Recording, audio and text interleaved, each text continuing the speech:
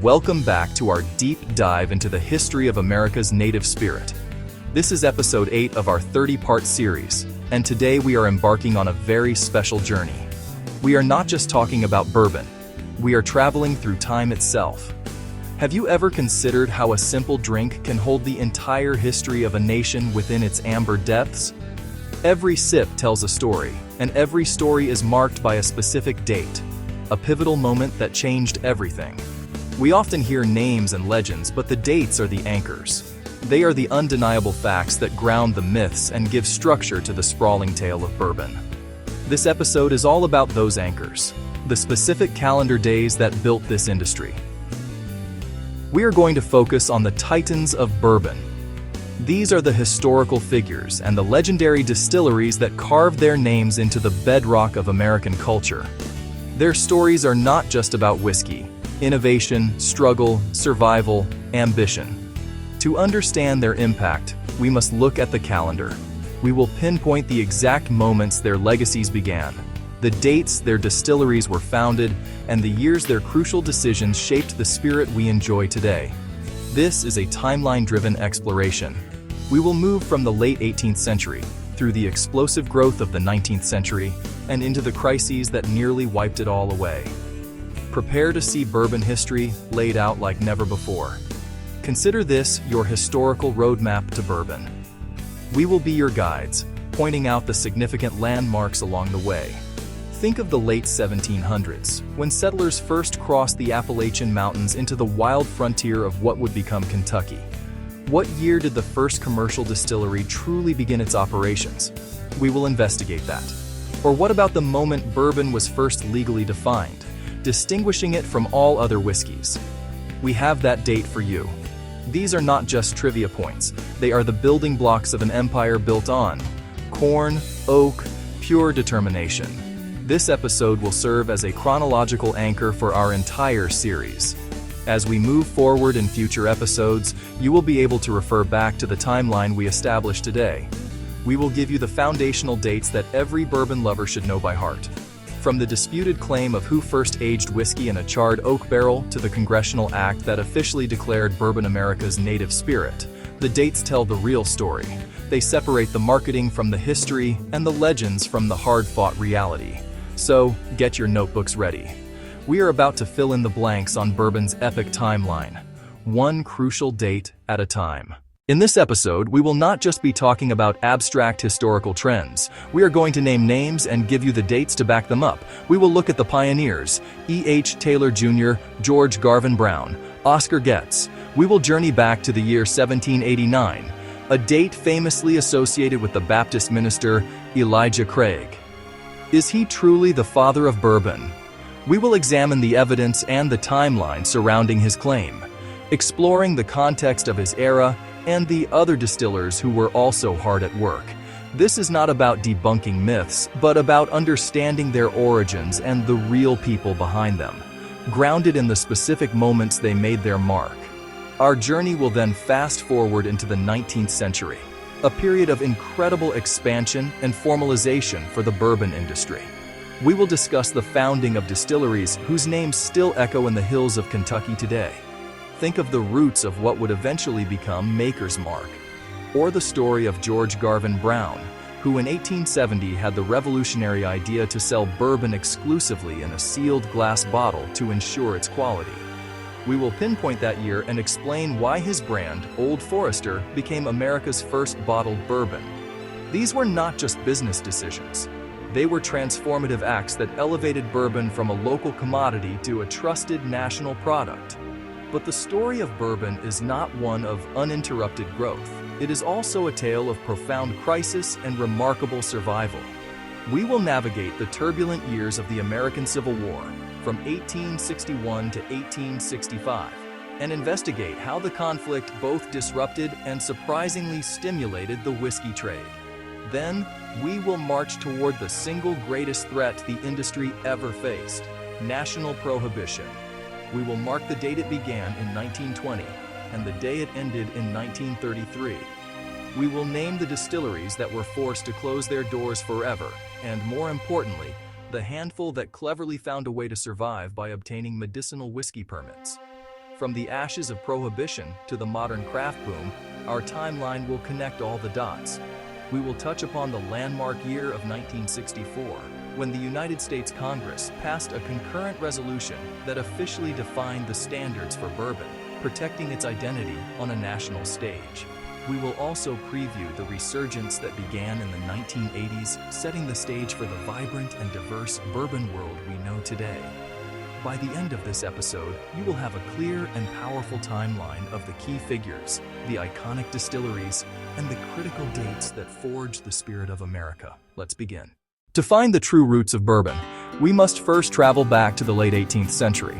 Our timeline begins not in a distillery, but on the rugged trails leading west. After the American Revolution concluded in 1783, the newly formed United States looked to expand. Settlers, many of them of Scots-Irish descent and German descent, began pouring over the Appalachian Mountains into the vast, untamed wilderness then known as the Virginia-Fincastle County, which would soon become the state of Kentucky in 1792. These pioneers were not wealthy aristocrats. They were tough, self-sufficient farmers seeking new land and a new life. They brought with them their agricultural knowledge, their customs, and most importantly, their distilling traditions. This migration is the crucial first chapter in our story. Life on the frontier was incredibly harsh, and whiskey was not a luxury. It was a fundamental part of daily existence. Water from local streams and rivers was often unreliable and could carry diseases like cholera and typhoid. Whiskey, due to the distillation process, was a much safer alternative to drink. It also served as a potent medicine, used as an antiseptic for wounds, a painkiller for everything from toothaches to broken bones, and a warming agent against the bitter cold of winter. Furthermore, in a cash-poor society, whiskey became a vital form of currency. A farmer could barter a gallon of his homemade spirit for tools, salt, or other necessities far more easily than he could transport bulky sacks of grain. The journey itself was a catalyst for whiskey production. Transporting raw grain, like corn or rye, over the treacherous mountain passes back to eastern markets was economically foolish. The roads were poor or non-existent, and the cost of transportation would often exceed the value of the grain itself. However, by converting that grain into whiskey, a farmer could concentrate its value into a much more portable and stable product. A single pack horse, which might struggle to carry a few bushels of corn, could easily transport the equivalent value in 2 barrels of whiskey. This simple economic reality made distilling not just an option, but a near necessity for any farmer hoping to prosper on the Kentucky frontier. This period from roughly 1775 to the early 1790s set the stage for everything that would follow. It was a time of informal, farm-based distillation.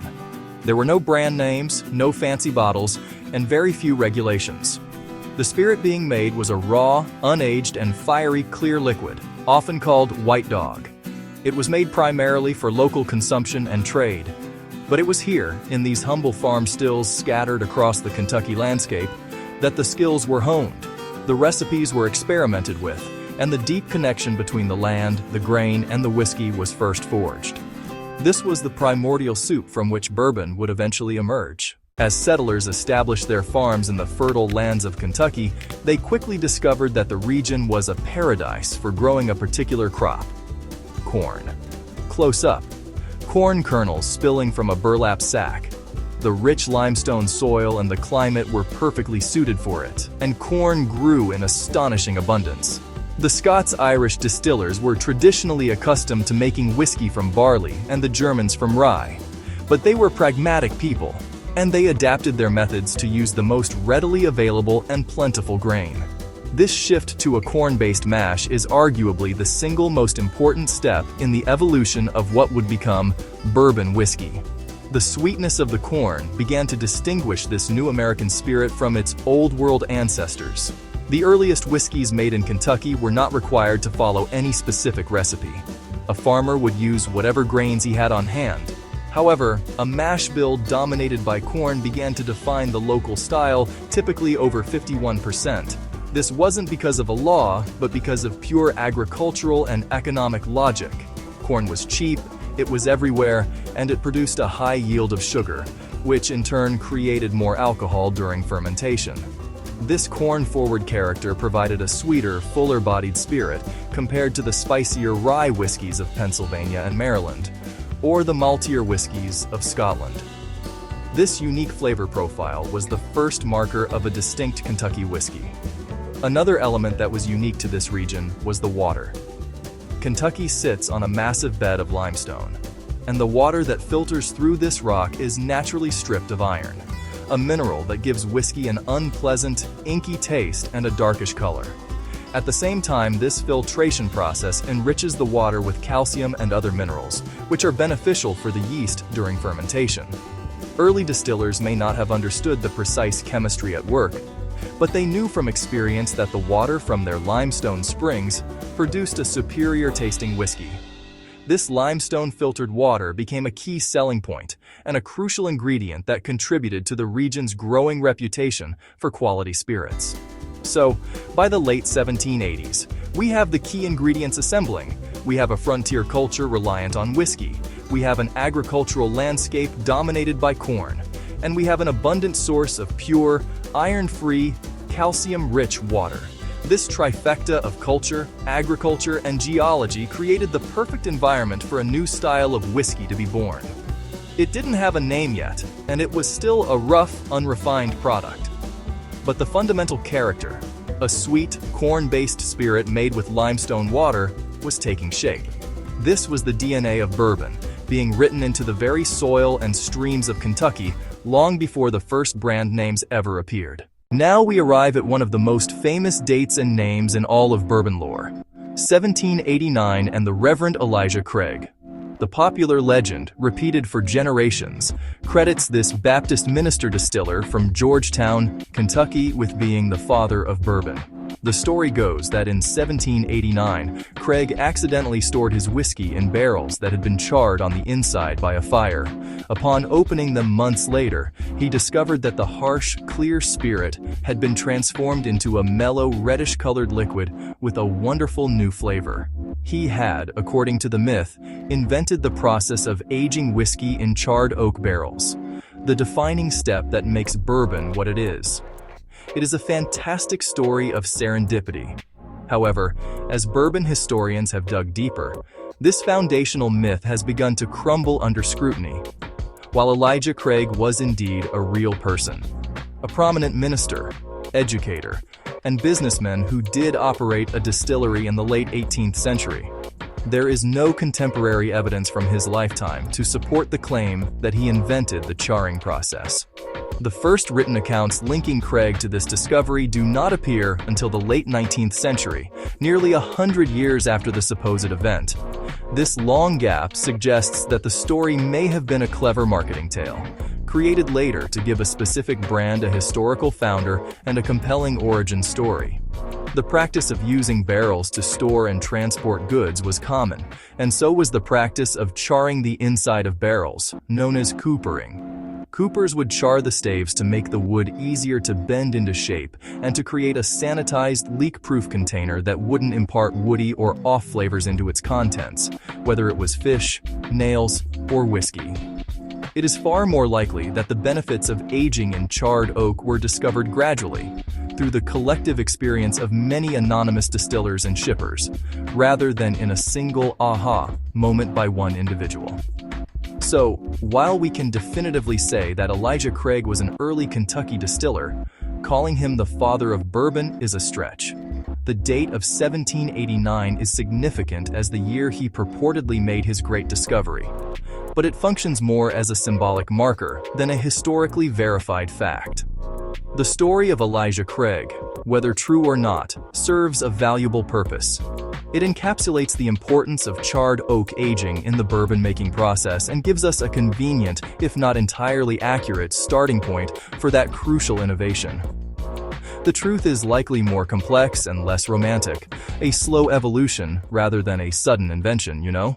While the story of Elijah Craig remains shrouded in legend, we can look to other figures from the same era who have more substantiated claims as commercial distilling pioneers. Let us turn our attention to Louisville and the year 1783.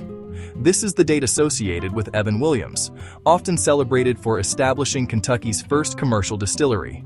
Williams, a Welsh immigrant, set up his operation on the banks of the Ohio River, in what was then a small but growing settlement. Unlike the numerous farmer distillers who made whiskey for personal use and local barter, Williams produced his spirit on a larger scale, intending to sell to the public and to the boatmen traveling the river. The location of his distillery in Louisville was strategically brilliant. The city sat at the Falls of the Ohio, a series of rapids, the only major obstacle to river navigation between Pittsburgh and the Gulf of Mexico. All river traffic had to stop. Boats were unloaded and portaged around the falls. This created a captive audience of thirsty travelers, soldiers, and workers, giving Williams a steady market for his product. He was not just a distiller, he was a savvy entrepreneur who understood location and distribution. Louisville continues to honor his legacy, and the Evan Williams brand claims 1783 as its founding date. A few years later, another key figure appears. In 1788, Jacob Myers is credited with establishing a distillery in central Kentucky near what would become Nicholasville. Myers is significant for the documentation tied to his operation. His name appears in early land records and business ledgers, giving a more concrete historical footprint than many contemporaries. Myers, like Williams, moved beyond simple farm distilling to a more commercial operation.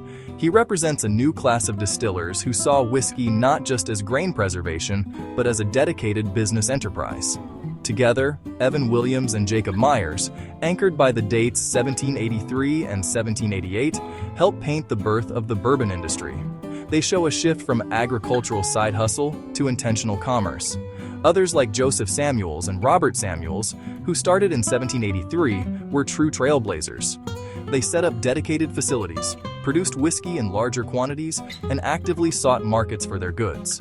They laid the commercial foundation, creating business models that let Kentucky whiskey grow from scattered farm stills into a powerful economic force. The dawn of the 19th century marked a pivotal turning point for Kentucky's burgeoning whiskey industry, and it was all thanks to water. The Ohio River and the Mississippi River formed a natural superhighway, connecting the landlocked frontier to the bustling port of New Orleans, and from there to the rest of the world. In the early 1800s, whiskey was shipped downriver on simple flatboats. These journeys were long and arduous, often taking months to complete. During this extended time in transit, something magical happened. The raw, clear whiskey, stored in charred oak barrels, sloshed around, interacting with the wood, the changing temperatures, and the humid air. When it arrived in New Orleans, it was a smoother, more flavorful, and amber-hued spirit, vastly improved from when it left Kentucky. This aging process, born of necessity, became a signature element of Kentucky whiskey's quality. This era of river trade was revolutionized by a single, game-changing date: 1811. This was the year the first steamboat, the New Orleans, successfully navigated the Ohio and Mississippi rivers from Pittsburgh to its namesake city.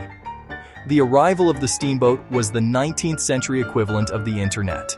It dramatically cut down travel times, making the journey to New Orleans a matter of weeks instead of months. More importantly, steamboats could travel upstream, creating a two-way commercial artery. Distillers could now ship their whiskey downriver more efficiently and receive goods, supplies, and payments back upriver with unprecedented speed. This technological leap transformed the whiskey trade from a slow, risky venture into a reliable and highly profitable enterprise, fueling massive expansion. The steamboat era, which truly flourished from the 1820s onward, allowed Kentucky distillers to think bigger. They were no longer limited to local or regional markets. They could now compete on a national and even international stage. The demand for their increasingly popular aged whiskey skyrocketed in the saloons and drawing rooms of New Orleans, St. Louis, and the rapidly growing cities of the American South and West. This surge in demand spurred the growth of larger, more dedicated distilleries. The small farms still began to give way to more substantial operations built specifically to produce whiskey in quantities that could fill the holds of these new steam-powered vessels. The river was the lifeblood, and the steamboat was the powerful heart that pumped Kentucky whiskey throughout the nation. This period of growth also saw the rise of river towns like Louisville, Maysville, and Cincinnati, just across the river from Kentucky, as major whiskey hubs. These cities became centers for coopering, warehousing, shipping, and financing the expanding industry. Barrels of whiskey would be consolidated at these ports before being loaded onto steamboats for their long journey south.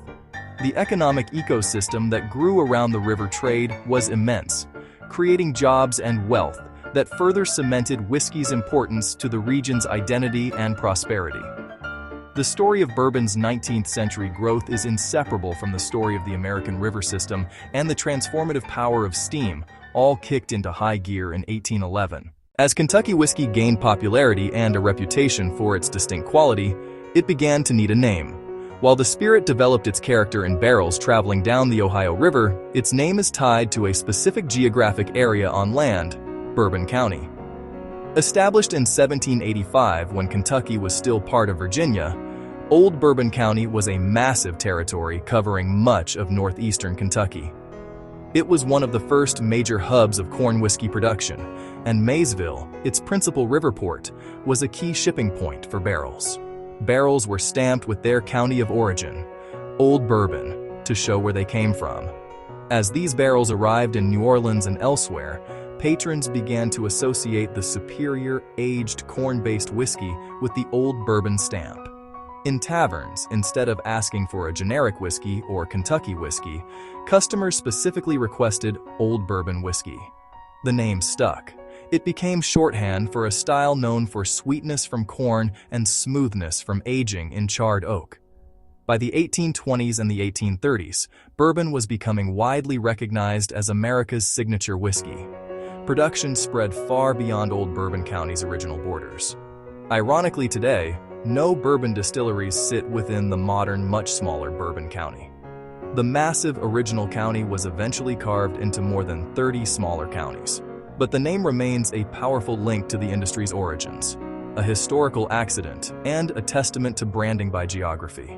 The name wasn't born in a marketing meeting or decree. It evolved from labeling a product's origin on a shipping container. This evolution shows how frontier practicality created lasting cultural significance, forever christening the spirit with its iconic name. When we scan the 19th century timeline, the 1820s stand out as a crucial period of identity formation. This was when the spirit truly claimed its name. It shifted from anonymous regional product to bourbon, a term for a specific desirable style. That naming convention paved the way to legal definition and protection. It gave consumers a way to ask for it, distillers a banner to rally under, and the industry a unique identity apart from other whiskeys. A county stamp on a barrel became the global name for America's native spirit. The second quarter of the 19th century was not just about riverboats and branding. It was the era of the first true bourbon titans, master distillers applying scientific principles to whiskey. One of the most important figures, Dr. James C. Crowe, a Scottish immigrant with a background in medicine and chemistry. Hired by distiller Oscar Pepper around 1838, Crowe brought an unprecedented level of scientific rigor to the distillery near Glens Creek in Woodford County. He insisted on using the saccharometer and the thermometer, replacing guesswork with precision. Dr. Crowe's most significant contribution in the 1830s and the 1840s was formalizing the sour mash process. While distillers had likely used similar techniques before, Crowe was the first to understand the science and apply it consistently. The process: take a portion of the spent mash, which is now acidic, and add it to the new mash. This souring adjusts the pH, creating a more stable environment for yeast. It prevented unwanted bacteria and resulted in a cleaner, more consistent product. Working alongside Crowe was the distillery owner, Oscar Pepper. The Pepper family had been distilling in Kentucky since the late 18th century, but it was Oscar who, with Crowe's expertise, elevated their operation. The Old Pepper Distillery became a laboratory for innovation. Another giant of this era, Colonel Edmund Haynes Taylor, Jr. Taylor did not begin his distilling career until after the Civil War, but his influence was rooted in standards set by men like Crowe. Taylor would later champion the Bottled in Bond Act of 1897, building on the consistency Crowe had established. They were moving beyond producing alcohol, focused on consistently high-quality, replicable, and reputable products. Their work from the 1830s, the 1840s, and the 1850s laid the groundwork for brand loyalty and consumer trust. People began to seek whiskey not just from Bourbon County, but from distilleries like Pepper's, known for superior quality guaranteed by Dr. Crowe's methods. This was the birth of the master distiller as a figurehead of quality and innovation. As the 19th century progressed, the system for selling bourbon was chaotic and ripe for corruption. Distillers sold whiskey by the barrel to wholesalers, rectifiers, and retailers. These middlemen often diluted the whiskey with water, added coloring, iodine, tobacco juice, or mixed in cheaper grain-neutral spirits to increase profits. The consumer had no way of knowing what they were actually drinking. George Garvin Brown saw this problem firsthand. He was a pharmaceutical salesman and former whiskey broker. He decided to create a brand that would guarantee quality by controlling the product from the distillery to the customer in a sealed container.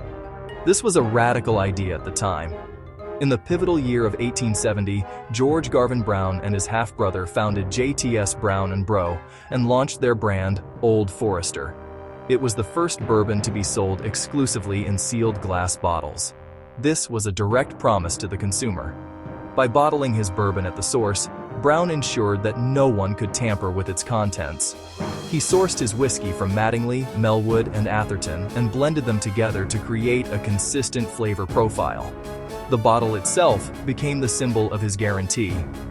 This move fundamentally shifted the power dynamic in the whiskey market, creating a direct line of trust between the producer and the drinker. The concept introduced by Old Forester set a precedent for the entire industry and laid the intellectual groundwork for one of the most important pieces of legislation in American food and drug history.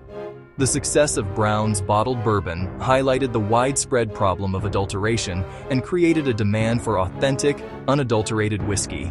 This consumer demand, championed by other quality-focused distillers like Colonel E.H. Taylor Jr., would eventually lead to the passage of the Bottled in Bond Act of 1897. This groundbreaking piece of legislation was not a mandate, but rather a voluntary program that established a strict set of standards for any whiskey that wished to be labeled Bottled in Bond. To earn this designation, the spirit had to be the product of one distiller, from one distilling season, aged for at least 4 years in a federally supervised warehouse, and bottled at exactly 100 proof, 50% alcohol by volume. The green tax stamp over the cork was a government guarantee of the whiskey's age, proof, and origin. The Bottled in Bond Act of 1897 was a monumental victory for distillers like E.H. Taylor Jr. It was, in effect, America's first consumer protection law, predating the Pure Food and Drug Act by 9 years. It drew a clear line in the sand between authentic, straight bourbon and the fraudulent products of the rectifiers. For the first time, consumers could walk into a store and purchase a bottle of bourbon with absolute confidence in its quality and pedigree, simply by looking for the government's seal. This act not only saved the reputation of bourbon, but also elevated it, cementing its status as a premium, trustworthy American spirit and setting the stage for its continued growth into the 20th century. Despite the Gilded Age boom and the quality assurances of the Bottled in Bond Act, a powerful storm was gathering on the horizon. The temperance movement, active since the early 19th century, was gaining immense political power.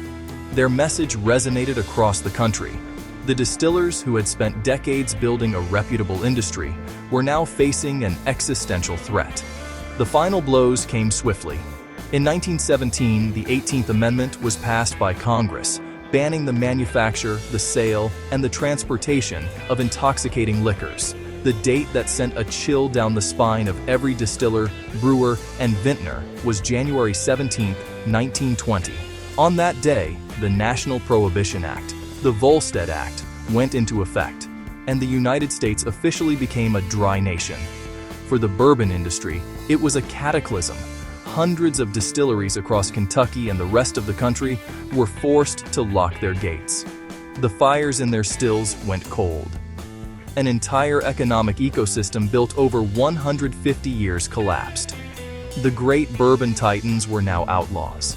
The vibrant, bustling heart of the American whiskey industry had stopped beating, and a long 13-year thirst had officially begun.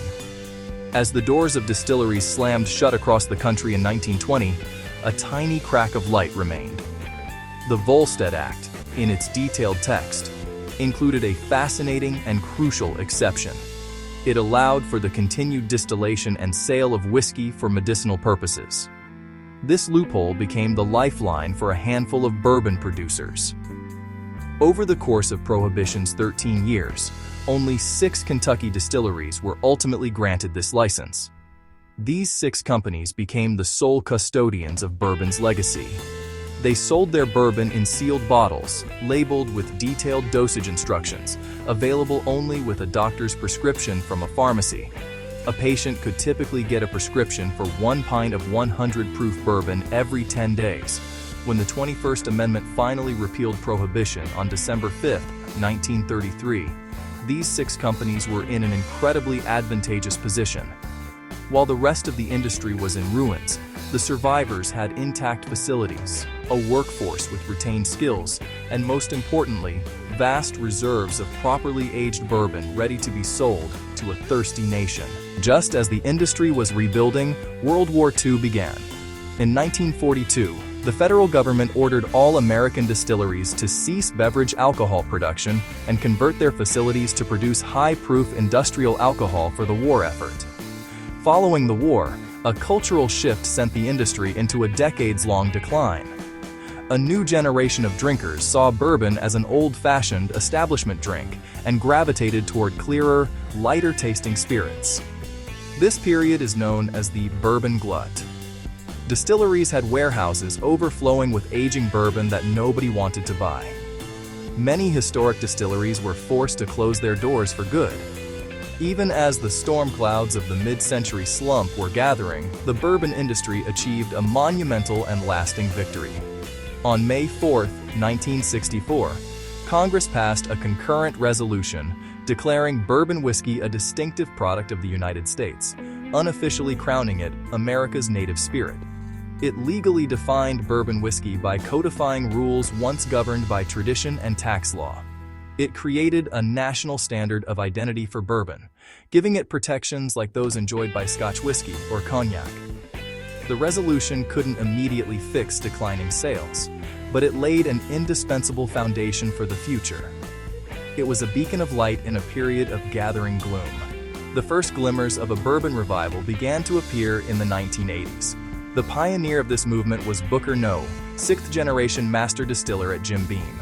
In 1987, Booker Noe released the first bottles of Booker's, a new style he called small batch. Other distillers followed with small batch expressions and single barrel expressions. In 1984, Elmer T. Lee introduced Blanton's. Heaven Hill launched Elijah Craig's small batch. Four Roses released Four Roses single barrel. The small batch revolution of the late 80s and early 90s changed the conversation around bourbon. It was no longer just a cheap mixer. Bourbon became a complex, artisanal spirit, worthy of being sipped and savored. The decades of decline gave way to a renaissance. It set bourbon on a path to a new golden age, proving that quality, craftsmanship, and a deep respect for tradition were the keys to bourbon's revival. Our journey through the dates that built bourbon has taken us across more than 2 centuries of American history.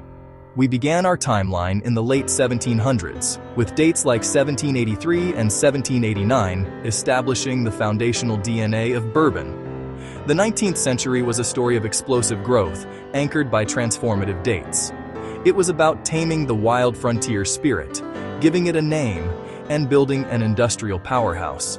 The 20th century presented bourbon with its greatest crises and its most profound triumphs, from near extinction to a remarkable comeback. The timeline we have traced is the epic saga of a spirit that has been repeatedly challenged, left for dead, and has always found a way to return, stronger and more revered than before. Every pour is more than a drink.